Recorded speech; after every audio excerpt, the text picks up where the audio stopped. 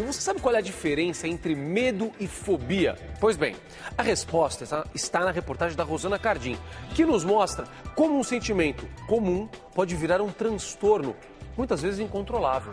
Preste atenção.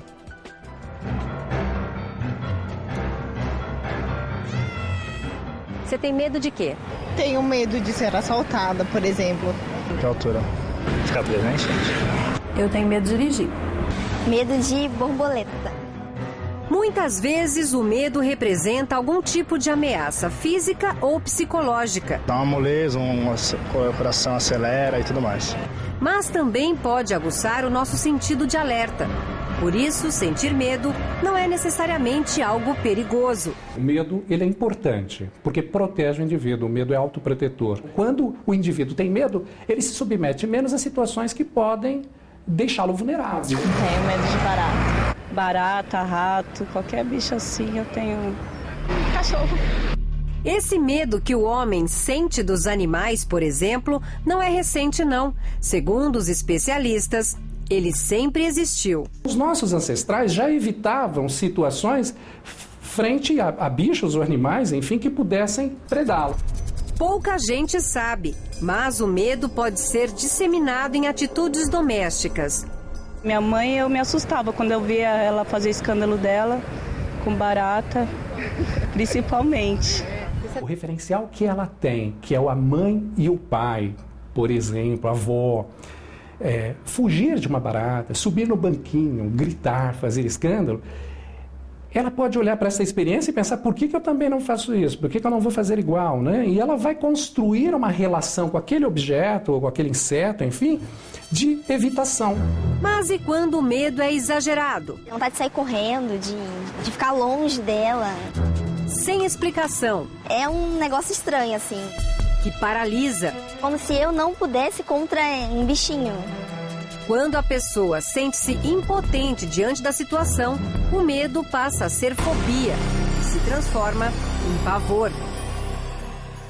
A fobia cria uma condição, uma situação que atrapalha o desempenho social de uma pessoa. Ele é acometido de uma emoção, ele é acometido de sensações, de respostas fisiológicas, de tremores. Tá tremenda.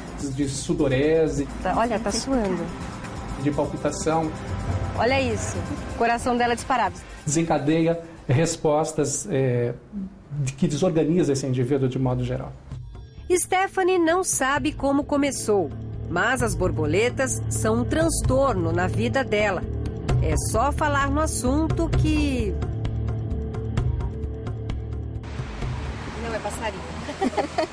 Ela pode estar longe, mas se estiver do outro lado da calçada, eu já mudo. Repare que atrás da Stephanie tem um quadro fechado com várias borboletas mortas. Durante toda a entrevista, o quadro esteve lá. Ela chega a olhar para trás e não vê. Então, resolvi fazer uma proposta.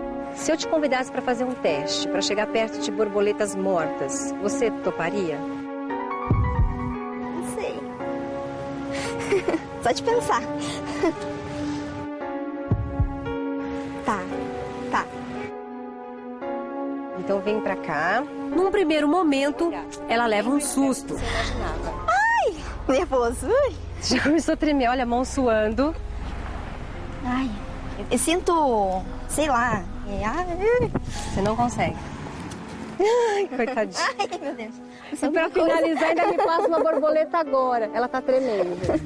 6 em cada 10 pessoas sentem algum tipo de fobia. E olha que no mundo existem 6 bilhões de pessoas. Você deve conhecer alguma delas, como medo de barata, altura e até de lugares fechados. Mas a mais comum é o medo de gente. E olha que com tanta gente no mundo, é quase impossível estar sozinho, principalmente nos grandes centros. A cantora Gemma Pixie Hickson, de 20 anos, não sai de casa há 6. Ela sofre de agorafobia, medo de estar em lugares abertos, com aglomerações de pessoas e, se caso passar mal, não conseguir sair ou pedir socorro.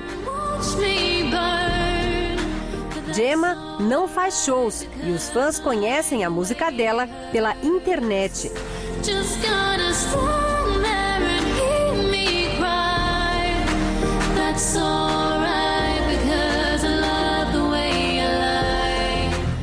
Luiz César conseguia sair de casa, mas detestava ir à escola. Para ele, esse simples ato era um sofrimento.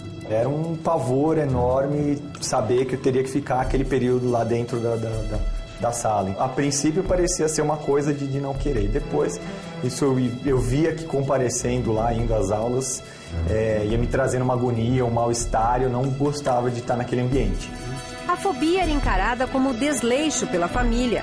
Os sintomas surgiram na adolescência, mas o trauma pode ter começado na infância. Uma ocasião, vestiram ele de palhaço na escola, né? Ele chegou um sábado à tarde, dizendo: o que vocês fazem comigo que eu odeio vocês, eu não vou mais nessa escola. Aí eu percebi que tinha algumas restrições na escola por causa disso. Ele não forçava ele a fazer determinadas coisas que ele não gostava e não perguntava. Luiz só entendeu isso depois que entrou na faculdade de psicologia e fez terapia.